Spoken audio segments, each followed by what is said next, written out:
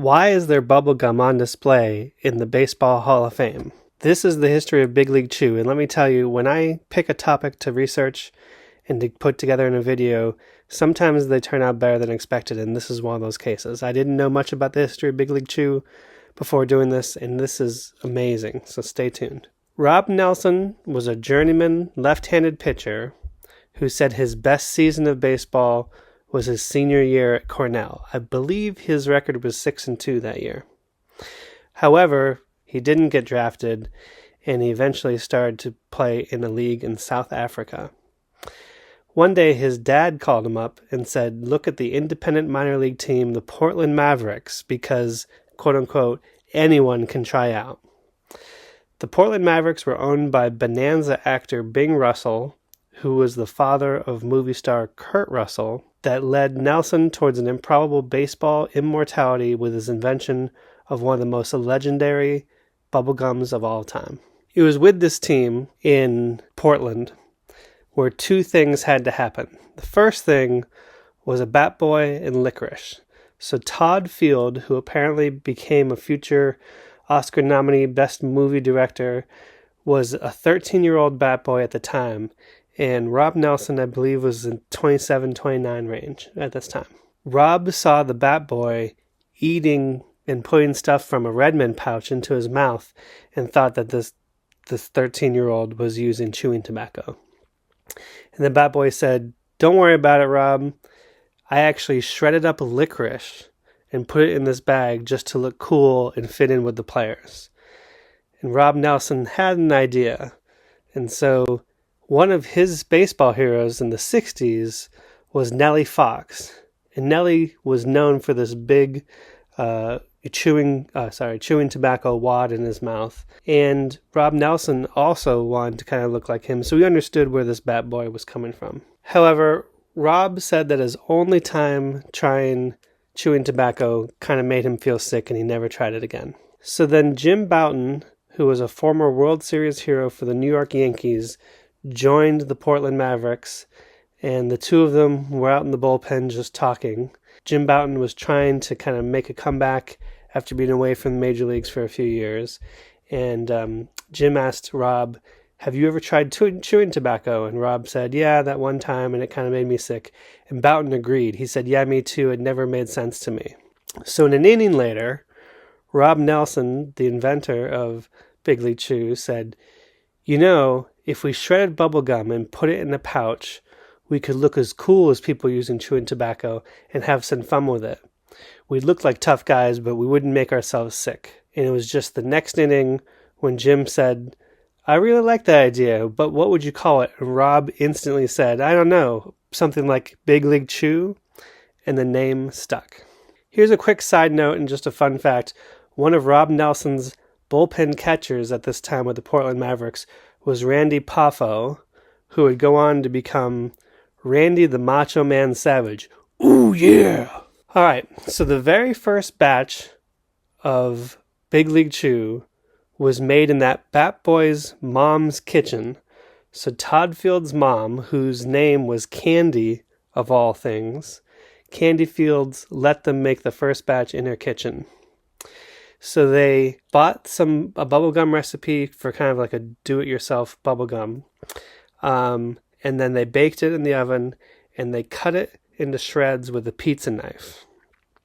And the first batch was actually brown to look a little bit more like chewing tobacco. But once the samples were made, they were able to pitch the idea to the Wrigley company, who was the longtime owner of the Chicago Cubs, but they also made bubble tape. And if you look at the picture of Big League Chew here, you can start to see, oh my goodness, that looks a lot like bubble tape. That was what I thought of. But Wrigley liked the idea because it was pitched to them as a healthy imitation of the tobacco chewing habit that became common in the Major League Baseball. Now, it was said that Wrigley's original R&D samples to try and make their own version of Big League Chew were produced by running standard sheets of bubblegum through an office paper shredder. And you could see how that would even work. So Big League Chew was finally launched for the first time and sold in stores in May of 1980. But instead of brown, it's in the traditional pink color that you can see here in the pictures. and I'm sure Wrigley's told them that you got to look a little bit normal here. It also took a lot of work for Wrigley's to figure out how to make sure that the shredded gum doesn't stick to itself. And so I think that like powdered sugar on top, one, it makes it taste really good, but also keeps them from sticking together. Big League Chew became an instant hit when it was being sold in 1980. Originally, it was 59 cents a pouch. In the first year, they sold $18 million of Big League Chew, which blew away all the estimates Wrigley's had for taking on this partner project with Rob Nelson and Jim Bouton. And to put that in perspective, just a year later, the Chicago Cubs were sold by Wrigley to the Tribune Company for $20.5 million. So when you really think about it, in 1 year, Big League Chew sold enough pouches of bubble gum to equal the value of what the Chicago Cubs sold for. They might have wished they bought the Cubs instead of continuing to make Big League Chew. In the 1980s, Big League Chew launched with primarily 3 flavors. So they had the original shredded bubble gum. I like how it says man-sized wads. And I didn't know this. I didn't really realize this at the time, even though when I was a kid I bought these. But it said it equals 26 sticks, which for 59 cents sounds actually like a pretty good deal. And I remember just filling my mouth with this and having a big cheek just like the baseball players. Now, if you asked me if ground ball grape existed back then, I would have thought so. But this time it's just called grape. And you can see they actually have a pitcher on here. I'm sorry, they have a batter instead of the traditional pitcher. So we'll get to that in a minute. But in a recent interview, Rob Nelson said that 60% of the sales is for original, but his personal favorite bubblegum flavor is ground ball grape. He said it has a leathery texture and blows better bubbles. And on both points, I actually agree with him. Now, I remember strawberry coming out, and it seemed to come and go. This one didn't stick around from what I remember, but I know they do have a strawberry back again, and we'll talk about that. So there's 7 flavors today, and they've renamed the classic one to Outta Here Original. And we mentioned ground ball grape. Now, some people asked, why isn't it Grand Slam grape? Well, Rob Nelson was a left-handed pitcher, and so to him, getting hitters to just hit ground balls was a win. And I kind of like the idea of taking real baseball insights and turning them into a product instead of things like Grand Slam and over-the-top stuff like that. The catcher here has also moved to swinging sour apple. So I'm sure a swing and a miss is a great way for a catcher to call the right pitches and whatnot. And then you'll see that Big League Chew is adding different flavors, but also diversifying the characters on their pouches. So they have Slammin' Strawberry with a softball pitcher on here. We have Big Rally Blue Raspberry, which I've never tried. Wild Pitch Watermelon, and then Curveball Cotton Candy, which I also haven't tried.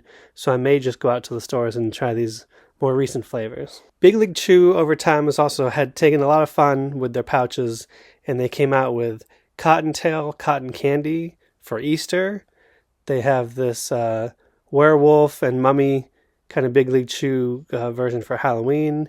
And then for the wintertime, they had hot chocolate flavored bubblegum. I have no idea if that would be any good, but I kind of want to try it.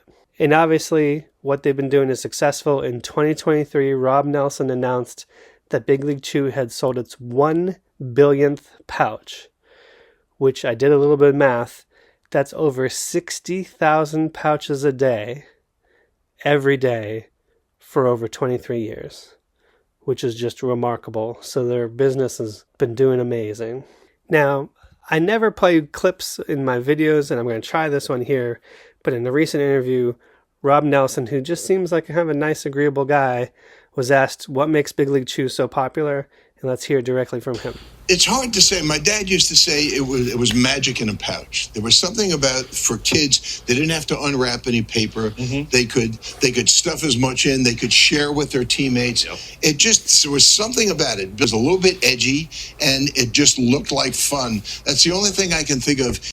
And I agree. And continuing with his theme of fun, especially for the whole team, they made Big League Chew into gumballs that were in rally buckets, or this is called the dugout bucket, where they would have 80. There's 80 gumballs in here that you can share with your friends. It comes in the original flavor and the ground ball grape, which must be their top 2 sellers. And then they did a little things like fun, like the gumballs will be inside a bat and inside a ball, just for kind of gifts and fun things like that. Now, if you go to Cooperstown to the Baseball Hall of Fame, you can see an exhibit. It's a small exhibit from what I understand, dedicated to Big League Chew.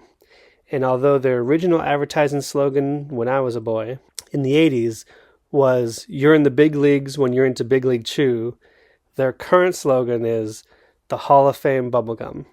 And it bears this official endorsement from the Baseball Hall of Fame. And another fun fact that I love is that Rob Nelson's dad told him, although his pitching arm never got him into the Hall of Fame, his bubblegum did.